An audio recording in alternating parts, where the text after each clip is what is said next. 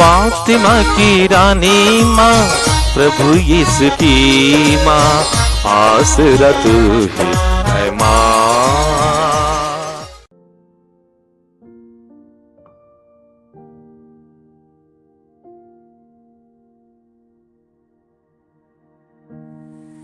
पहला पाठ कुरिन्थियों के नाम संत पौलुस का पहला पत्र, अध्याय 15, पद संख्याएं 35 से 37 और 42 से 49 तक।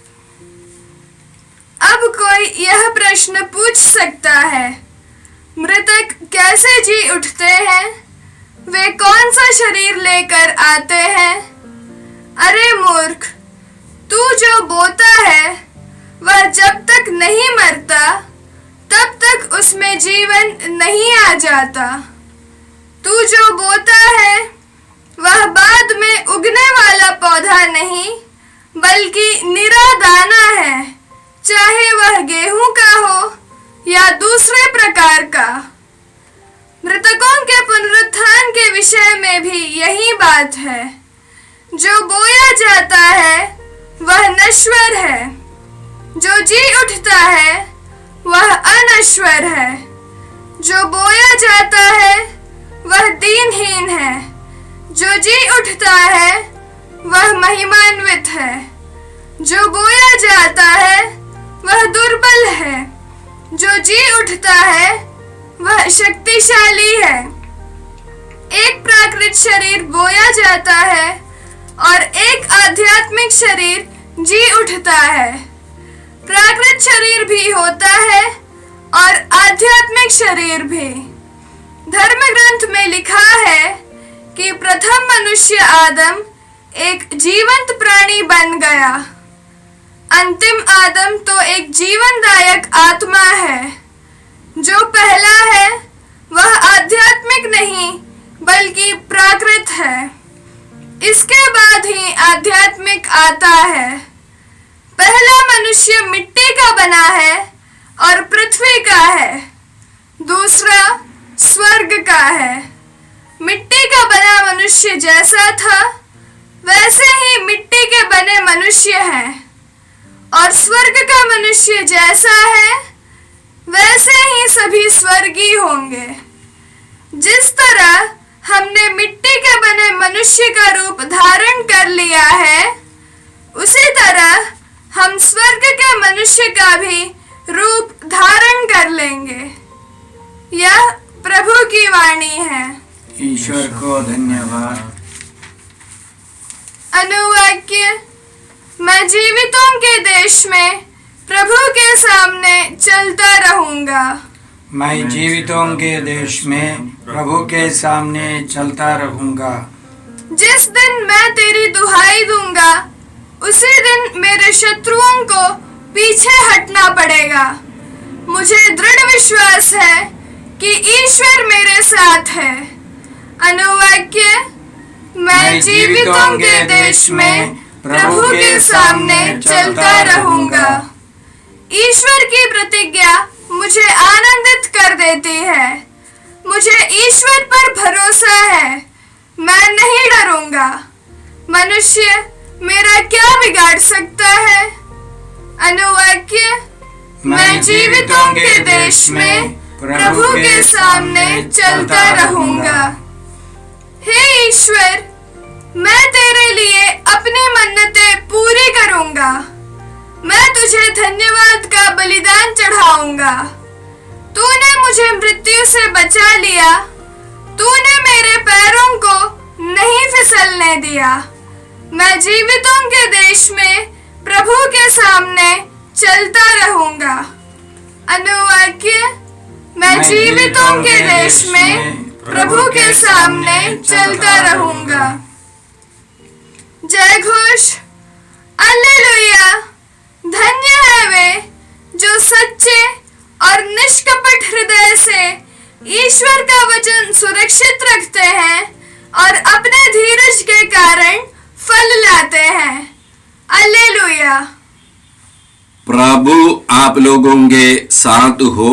और आपके साथ भी। संत लूकस के अनुसार पवित्र सुसमाचार।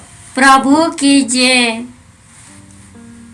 अध्याय 8 पद संज्ञाएं 4 से 15 तक। एक विशाल जनसमूह एकत्र हो रहा था और नगर नगर से लोग ईसा के पास आ रहे थे। उस समय उन्होंने यह दृष्टांत सुनाया। कोई बोने वाला बीज बोने निकला। बोते बोते कुछ बीज रास्ते के किनारे गिरे। वे पैरों से रौंदे गए और आकाश के पक्षियों ने उन्हें चुग लिया। कुछ बीज पथरीली भूमि पर गिरे। वे उगकर नमी के अभाव में झुलस गए। कुछ बीज कांडों में गिरे। साथ साथ बढ़ने वाले कांडों ने उन्हें दबा दिया। कुछ बीज अच्छी भूमि पर गिरे। वे उगकर 100 गुना फल लाए। इतना कहने के बाद वह पुकार कर बोले, जिसके सुनने के कान हो वह सुन ले। शिष्यों ने उनसे इस दृष्टांत का अर्थ पूछा। उन्होंने उनसे कहा, तुम लोगों को ईश्वर के राज्य का भेद जानने का वरदान मिला है। दूसरों को केवल दृष्टांत मिले, जिससे वे देखते हुए भी नहीं देखे और सुनते हुए भी नहीं समझे। दृष्टांत का अर्थ इस प्रकार है। ईश्वर का वचन बीज है। रास्ते के किनारे गिरे हुए बीज वे लोग हैं जो सुनते हैं, परंतु कहीं ऐसा ना हो कि वे विश्वास करें और मुक्ति प्राप्त कर ले। इसलिए शैतान आकर उनके हृदय से वचन ले जाता है। चट्टान पर गिरे हुए बीज वे लोग हैं जो वचन सुनते ही प्रसन्नता से ग्रहण करते हैं, किंतु जिनमें जड़ नहीं है। वे कुछ ही समय तक विश्वास करते हैं और संकट के समय विचलित हो जाते हैं। कांडों में गिरे हुए बीज वे लोग हैं जो सुनते हैं, परंतु आगे चलकर वे चिंता, धन संपत्ति और जीवन के भोग विलास से दब जाते हैं और परिपक्वता तक नहीं पहुंच पाते। अच्छी भूमि पर गिरे हुए बीज वे लोग हैं जो सच्चे और निष्कपट हृदय से वचन सुनकर सुरक्षित रखते और अपने धैर्य के कारण फल लाते हैं। यह प्रभु का सुसमाचार है। ख्रीस्त कीजिए।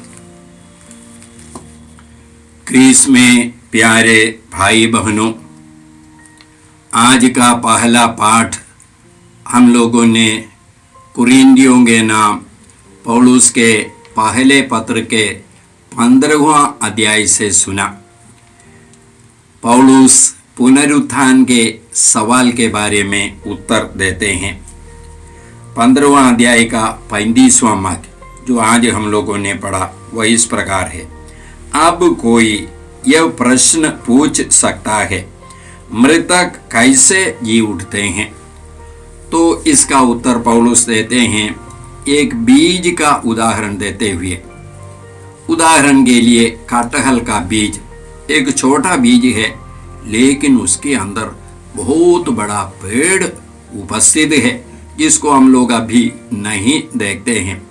उसको उपयुक्त वातावरण मिलने पर, पानी मिलने पर, खाद मिलने पर, हवा मिलने पर, सूरज मिलने पर ये बीज एक पौधा, एक पेड़ बन जाएगा। पुनरुत्थान भी इसी प्रकार है, पौलुस बोलते हैं।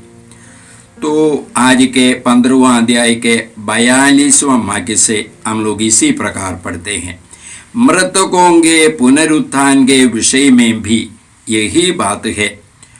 जो बोया जाता है वह नश्वर है, जो जी उठता है वह अनश्वर है, जो बोया जाता है वह दीनहीन है, जो जी उठता है वह महिमान्वित है, जो बोया जाता है वह दुर्बल है, जो जी उठता है वह शक्तिशाली है।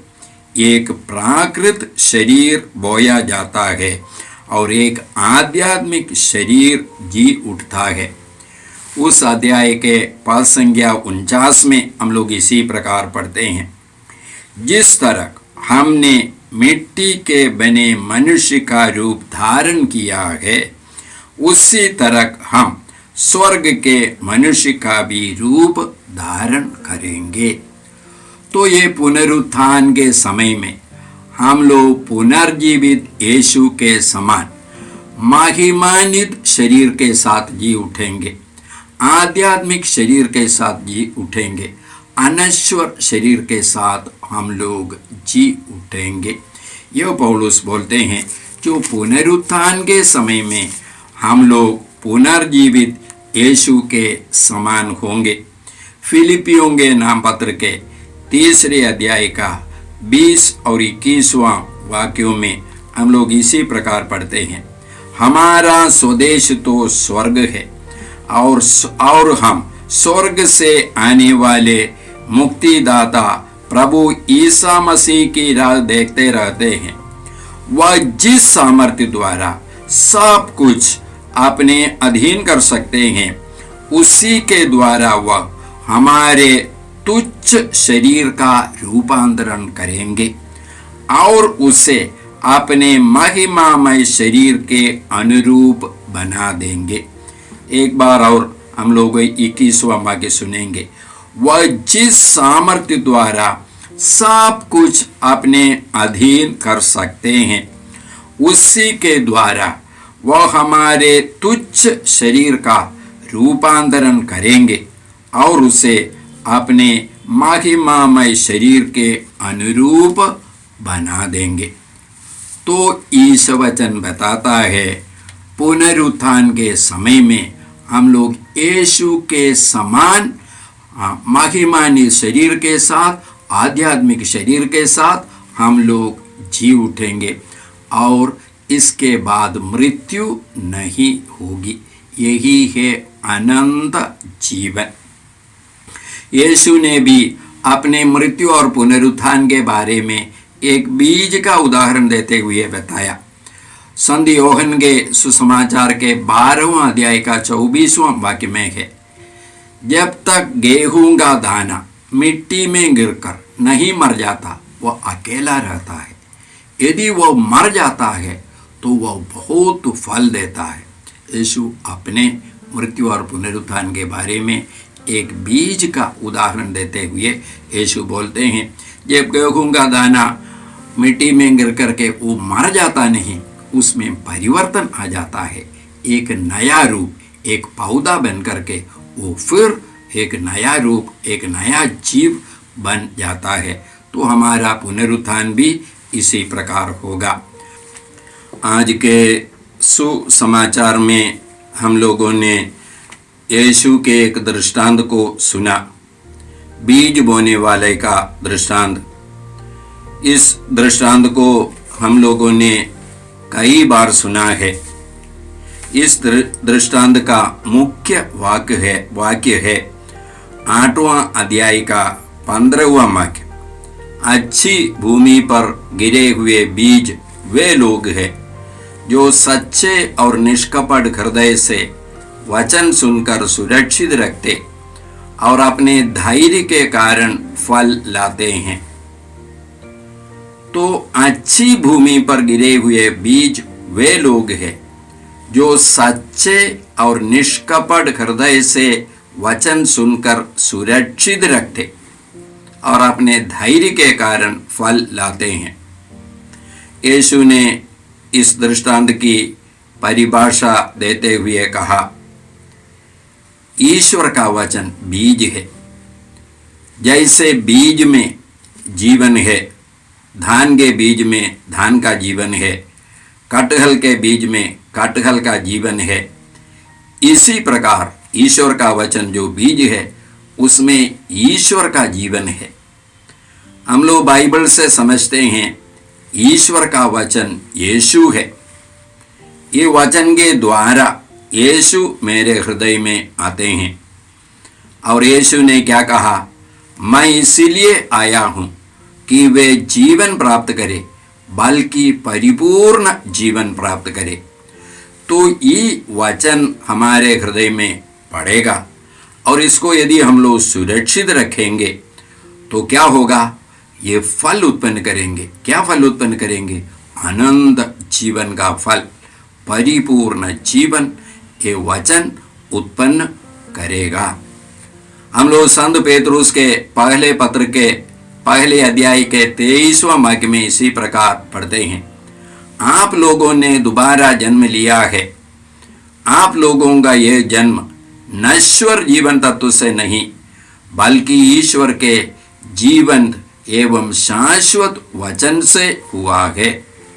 तो ये वचन के द्वारा हमको एक जन्म मिलता है। क्या जन्म है? एक नया जन्म, ईश्वर की संतान का जन्म, ईश्वर के राज्य के, ईश्वर के परिवार के अंग हम लोग बन जाते हैं। जैसे हमारे साधारण जीवन में यदि हम लोग बीज बोते हैं, मान लीजिए धान का बीज बोया और उसकी देखभाल की, 4 महीनों के लिए हम लोग ने उसकी देखभाल की, पानी पटाया, खाद डाला और जो भी उसके ज़रूरत थी, ये ज़रूरत के कार्यों को हम लोगों ने किया। 4 महीने के बाद आपको निश्चित रूप से फल मिलेगा। तो इसलिए यीशु भी बोलते हैं यदि हम लोग ईश्वर के वचन को अपने अंदर सुरक्षित रखेंगे और उसके अनुसार जीवन बिताएंगे, हम लोग भी फल उत्पन्न करेंगे या वह वचन हमारे अंदर फल उत्पन्न करेगा। मैंने एक लड़की का साक्ष्य सुना है। वह लड़की मैट्रिक की परीक्षा लिख रही थी। वह चोरी कर रही थी। उस समय एक मास्टर ने देख लिया। वो मास्टर उस लड़की के पास आकर के उसके कान में एक वचन डाला, जो छोटी से छोटी बातों में ईमानदार है वह बड़ी से बड़ी बातों में ईमानदार है। जो छोटी से छोटी बातों में बेईमान है वह बड़ी बातों में भी बेईमान है। संत लूकस का सुसमाचार 16वां अध्याय का 10वां वाक्य। इतना कान में बताने के बाद वो मास्टर चला गया। इसके बाद वो लड़की चोरी नहीं की। करीब 20 साल बीत गया। वह लड़की बस स्टैंड पर खड़ी थी। तब उसने उस मास्टर को देखा। ये मास्टर रिटायर हो गए थे और उसके पास अभी युवती है, दौड़ करके गई, जाकर के उसको प्रणाम किया और उसके बाद उससे कहा, शायद आप मुझे जानते नहीं होंगे, मैं आपको अच्छी तरह जानती हूँ। जब मैं मैट्रिक की परीक्षा लिख रही थी और जब मैं चोरी कर रही थी, आपने आकर के मेरे कान में एक ईश वचन डाला और उस वचन को मैंने अपने हृदय में सुरक्षित रखा और उसके अनुसार मैं जीवन बिताया। आज मैं इस शहर के स्टेट बैंक का मैनेजर हूँ और मैंने अपने ऑफिस के सामने उसको उस वचन को लिख करके रखा है। मैं लोगों से बताता हूँ आज मैं जो कुछ हूँ इस वचन के कारण है। देखिए, एक लड़की ने एक वचन को अपने हृदय में सुरक्षित रखा और उसके अनुसार जीवन बिताया और ईश्वर ने उसको आशीर्वाद दिया। ना केवल इस लोक में उसको आशीर्वाद दिया, यीशु का कहना क्या है, तुम सबसे पहले ईश्वर का राज्य और उसकी धार्मिकता की खोज में लगे रहो, ये सब चीजें तुम्हें योगी मिल जाएगी।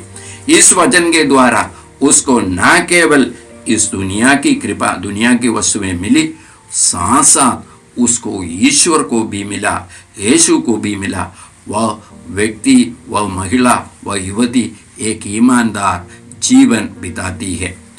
तो भाइयों और बहनों, आज हम लोग प्रभु से कृपा मांगते हैं, ईश्वर को धन्यवाद देते हैं उनके वचनों के लिए और हम लोग ईश्वर से प्रार्थना करते हैं कि हम लोग भी विश्वास के साथ ईश्वर के वचन को ग्रहण कर सके।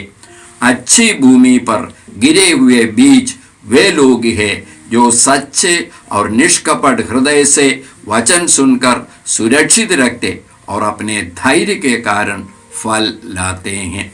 ये वचन सुनने के लिए हमको निष्कपट हृदय चाहिए। इसलिए यीशु ने कहा ईश्वर के राज्य के बारे में मार्कुस के सुसमाचार के पहले अध्याय का 15वां वाक्य में हम लोगों ने बार बार सुना, समय पूरा हो चुका है, ईश्वर का राज्य निकट आ गया है, पश्चाताप करो और सुसमाचार में विश्वास करो।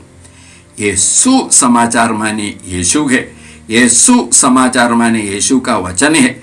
इसको ग्रहण करने के पहले मुझे पश्चाताप करना है, मुझे अपने पापों को छोड़ देना है, बुराई को छोड़ देना है, ईश्वर को अपने जीवन में स्वीकार करना है, ईश्वर को अपने जीवन में पहले स्थान देने के लिए तैयार होना है। तो आज हम लोग प्रभु से यह कृपा मांगते हैं। हे परम पिता ईश्वर, तेरे वचन यीशु के लिए हम तुझे धन्यवाद देते हैं। आज भी यीशु वचन के द्वारा हमारे जीवन में आते हैं। हे पिता ईश्वर, इस वचन के द्वारा यीशु को अपने हृदय में विश्वास के साथ ग्रहण करके उन वचनों के अनुसार जीवन बिताने के लिए हम सबों को कृपा दीजिए। ये प्रार्थना हम करते हैं प्रभु क्रिस्त के द्वारा, आमीन। जय यीशु क्रिस्त में प्रिय भाई और बहनों, प्रभु यीशु ने हमें आदेश दिया है संसार के कोने कोने में जाकर सारी सृष्टि को सुसमाचार सुनाओ। सुसमाचार सुनने के लिए और सुनाने के लिए एक अच्छा मौका है। आप कृपया इस चैनल का सब्सक्राइब करें, लाइक करें, शेयर करें, बेल आइकन दबाएं ताकि यहाँ की नई वीडियोस की सूचना आपको मिलती रहेगी। साथ साथ आप दूसरों को भी प्रेरणा दें इसका सब्सक्राइब करने के लिए। याद रखें, कल के मिसा के दैनिक पाठ और उस पर टिप्पणियाँ आज ही दोपहर के बाद हम लोग अपलोड करते हैं। कृपया आज ही उसको सुनकर कल की तैयारी करें। प्रभु यीशु आपको और आपके परिवार को 100 गुनी आशीष देंगे। जय यीशु।